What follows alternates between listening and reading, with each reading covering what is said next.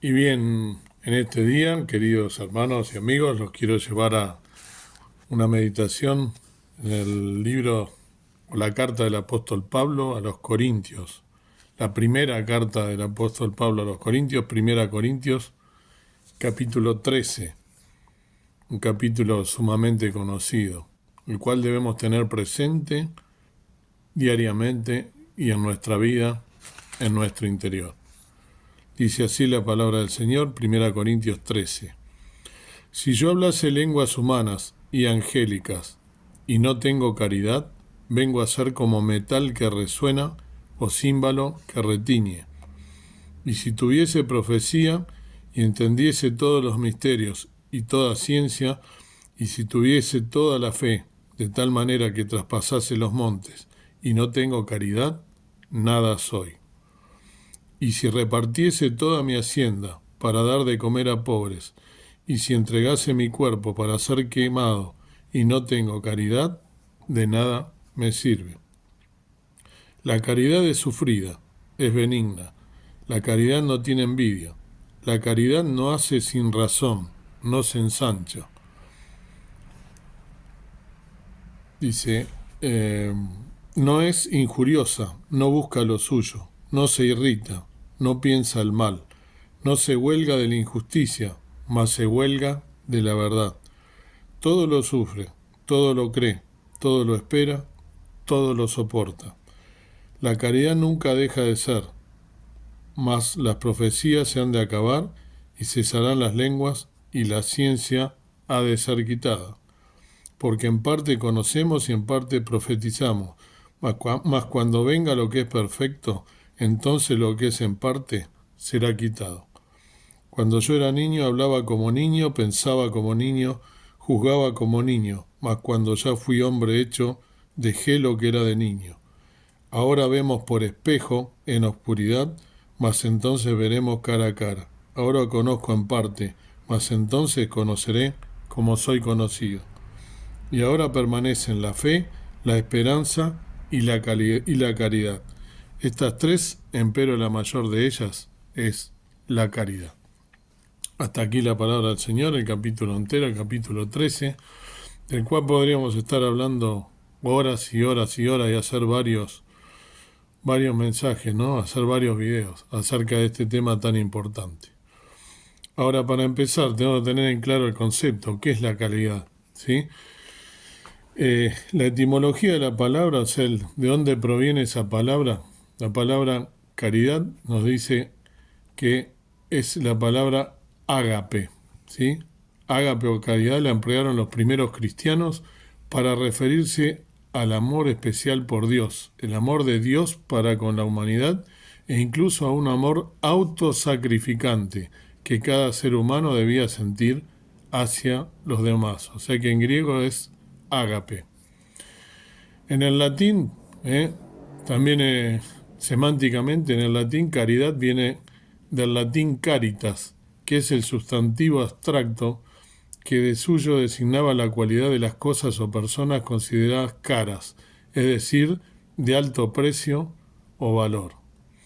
Fíjense cómo va tomando esto, ¿no?, forma a medida que buscamos el significado, ya que acá, justamente en uno de los pasajes que leí, nos dice que es ahora no, menciona, ¿no?, la fe, la esperanza y la caridad, estas tres, pero la mayor de ellas es la caridad.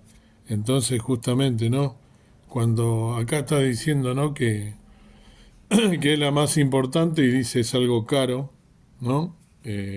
Algo que tiene un valor fundamental, ¿no? Algo caro, algo que es sentido también, ¿no? Viene de sentimiento. Fíjense la definición de la RAE, de la Real Academia Española. Actitud o sentimiento de quien está dispuesto a ayudar a otros cuando sufren o están necesitados. La caridad le impulsa a recoger a cualquier niño o animal abandonado. Por eso también la entidad del organismo, ¿no?, que hace caridad se llama caritas, ¿no?, porque proviene justamente del latín. Después hay otro significado que dice limosna que se da o auxilio que se presta a los necesitados. Y por último, la caridad es llevar a cabo una acción solidaria de forma altruista hacia una persona necesitada. Quizá la forma más sencilla de explicarle en qué consiste la caridad sea con ejemplo. Cuando ves a alguna persona necesitada, dile a tu hijo por qué esa persona está pidiendo dinero o comida. Bien, estas son las acepciones o los significados humanos. Ahora nosotros somos cristianos, no somos seguidores de Cristo, somos evangélicos, seguimos los evangelios y supuestamente profesamos lo que los evangelios nos dicen. Aquí el apóstol Pablo, el apóstol, ese siervo tan precioso del cual hemos hablado muchas veces, fíjense que le dedica todo un capítulo, ¿no?, a la caridad. Y la caridad justamente, ¿no?, es el amor que viene de Dios, el amor que viene, ¿no?, como leí recién, es algo sobrenatural, ¿eh? Es el amor de Dios expresado en nosotros. Y si del amor de Dios hablamos justamente, ¿no?, cuánto tenemos que aprender, ¿no?, para emplear y para poder practicar esta caridad que, como dice, ¿no?, la fe, la esperanza y la caridad, ¿no?, permanecen, pero la más importante o la mayor de ellas es la caridad.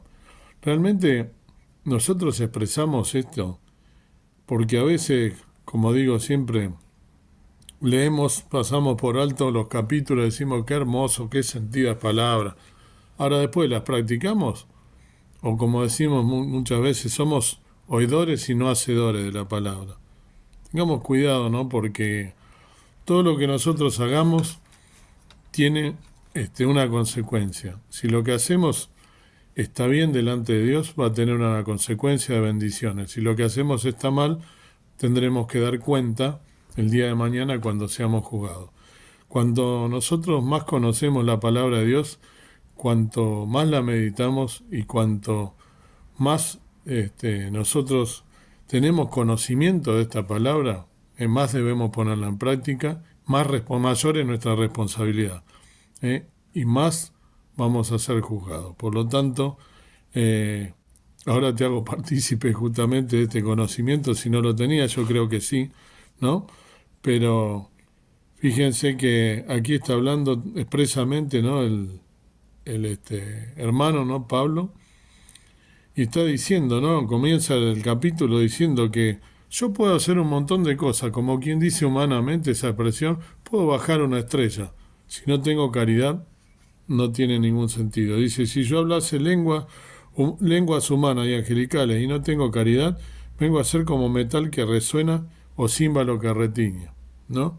Está hablando de un metal. El metal sí resuena, hace ruido, pero en realidad no tiene ningún sentido, ¿no? Solamente lo único que hace es hacer ruido. ¿Y cuántos cristianos muchas veces vemos que a veces hacemos ruido, pero no llevamos realmente lo que nosotros debemos hacer, ¿no? Muchas veces vemos, hermano, decimos, hermano, que la verdad que espiritual que es, ¿no? Pero después cuando nos acercamos y conocemos, ¿no?, profundamente una persona, vemos que es solamente de labios hacia afuera, que no se practica, ¿no?, en este caso el amor fraterno, el amor que viene de lo alto, la caridad, ¿no?, porque incluye también el amor fraterno. El Señor, Jesús, Dios mismo en el Antiguo Testamento dio un mandamiento, ¿no?, que debíamos amarlo a Él y a nuestro prójimo como a nosotros mismos. La caridad incluye esto, la caridad, como leí las definiciones y como dice acá mismo, ¿no?, incluye esto, pero no alcanza con esto solo, porque fíjense el versículo 3, ¿no?, que me dice que si yo repartiese toda mi hacienda para dar de comer a pobres, y si entregase mi cuerpo para ser quemado, y no tengo caridad, de nada me sirve. O sea que, por supuesto, amar al prójimo, darle al prójimo, como leí recién, ¿no?, con un ejemplo que una persona la veo, ¿no?, estoy con mi hijo y le profeso o le indico con un ejemplo, ¿no?, el amor fraterno, el amor de caridad, ¿no?, le doy una limosna a un pobre necesitado. Eso está perfecto desde el punto de vista bíblico, inclusive está perfecto porque nos dice, ¿no?, la palabra del Señor que debemos hacerlo, pero no alcanza. La caridad es algo más profundo, ¿no? Es el amor que viene de lo alto. Dice, no es injuriosa, no injuria, no tiene envidia, no hace sin razón, o sea, no hace cosas sin la razón, sino que también incluye algo que es racional, algo que viene de la mente, algo que es pensado y también es sentido, por supuesto. Y no se ensancha, o sea, si yo hago una obra de bien, como hacían los fariseos, ¿no? Se ponen a las puertas a dar limosna, ¿no? Y dan limosna para que todos lo vean en la puerta del templo. O a veces, ¿no? En nuestras congregaciones. Alguien que por ahí, perdón, da una limosna y a veces lo hace queriendo que los demás lo vean. Eso no tiene sentido desde el punto de vista bíblico. El Señor no nos enseñó eso. El Señor nos enseñó que debemos hacer las cosas de corazón. ¿eh? Y acá, como nos dice, ¿no? Tenemos que practicarlo. Si realmente tenemos caridad, la caridad no se irrita, no es injuriosa, no busca lo suyo, no piensa el mal, ¿no? O sea, a veces, si yo, por ejemplo, le doy a una persona, como dice acá, una limona, y después me quedo pensando, pero qué hará con eso, eh, esa, esta plata que le di, estos pesitos que le di, que yo me saqué de mi bolsillo, a ver si lo malgasta en vino, lo malgasta en otras cosas. Si lo estoy dando y lo doy de esa manera, más vale no darlo, ¿sí? Porque justamente acá me está diciendo no piensa el mal, no se irrita. También cuando hago un bien a una persona y después me enojo por haber hecho el bien, no tiene sentido, entonces no es caridad, no es realmente. Eh, ¿Cuál es la mayor demostración de caridad?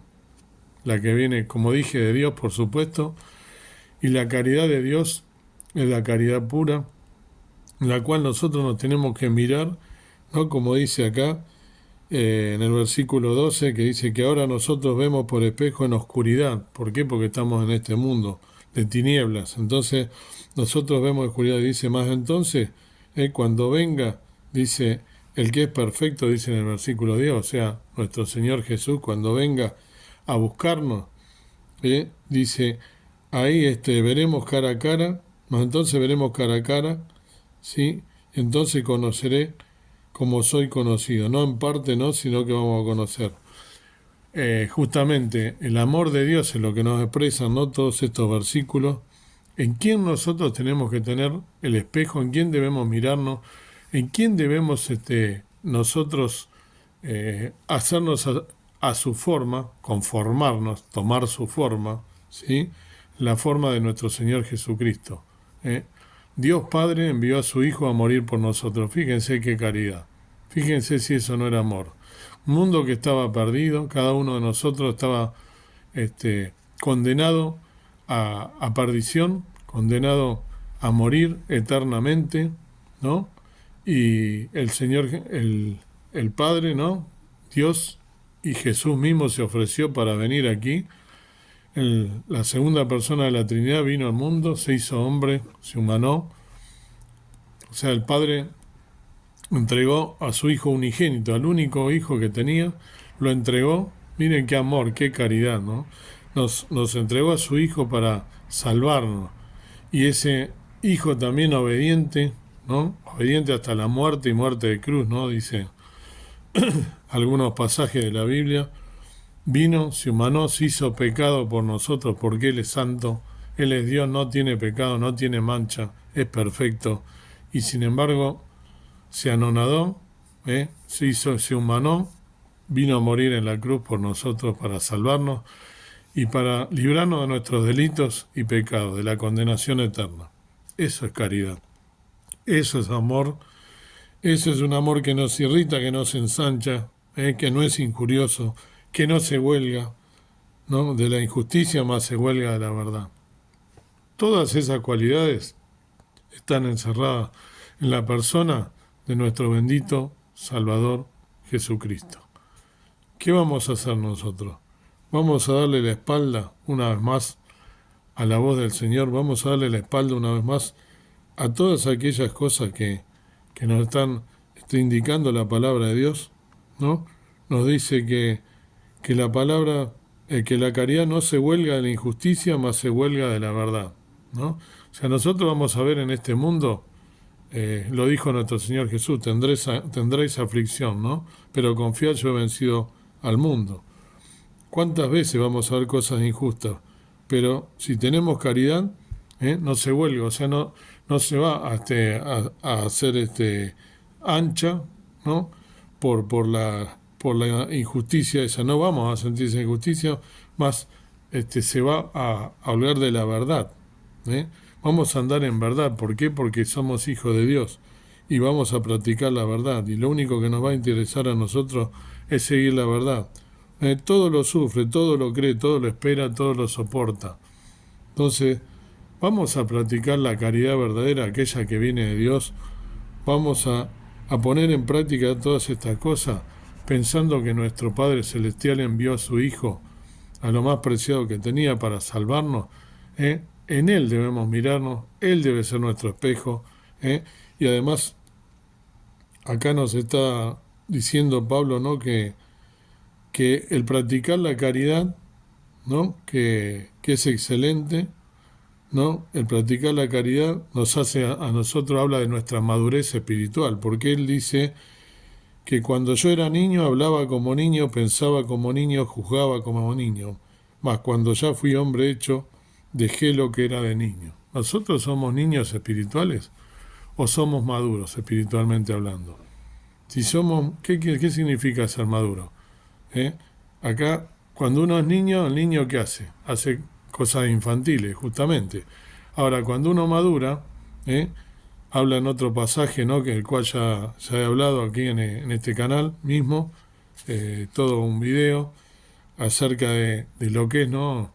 Cuando nosotros tomamos la leche, así como un niño va creciendo, se va nutriendo, y supuestamente va madurando en las cosas espirituales. Ahora, ¿nosotros nos quedamos como niños o somos maduros espiritualmente?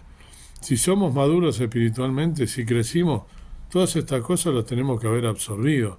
Entonces, todos estos mandamientos que el Señor nos da y que están puestos en su palabra, y del cual Pablo acá dedica todo un capítulo entero a hablar de la caridad, debemos ponerla por práctica.